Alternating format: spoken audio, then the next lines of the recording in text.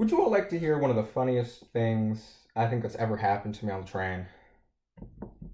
So I got on the train one day after work, and it was just myself and two other people in the train. And the two other people at the other end of the car were talking to each other. And one of them was one of those, like, drug dealers, like weed sellers, put like one of the people on the train that sell substances. And he was talking to the other guy about how much he makes. And you see, I had always wondered how much those people make because, like, they're there for like a few hours, like 8 hours every day. Like, again, they're there when you get on the train, they're there when you get off the train. So you always wonder, like, how much do you make at your day job? At the time, I was making like $886 every 2 weeks. And he said, the drug dealer said that he was making like $800 a week, which is around $42,000 a year, which is the Illinois median American income, which means that those drug dealers aren't actually making a great deal of money because I was making $500 at my normal, salary, 8 hours a day, 5 days a week, $30,000 a year. Before taxes, I basically made $500 a week. He made anywhere between $500 and $800 a week.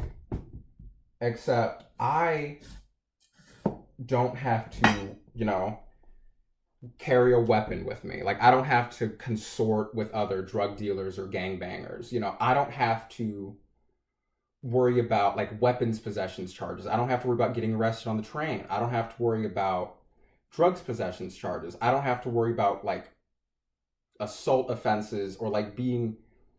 It just doesn't make sense. And there are a lot of people in those men's lives who have probably repeatedly warned them about like what they're doing,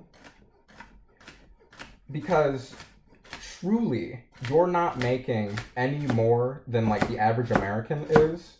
Like, all of those people who work at Amazon, a lot of them make like $21 an hour, which again is like $42,000 a year. And none of them have to carry a weapon. None of them ever have to like look over their shoulder or like feel weird going to sleep at night.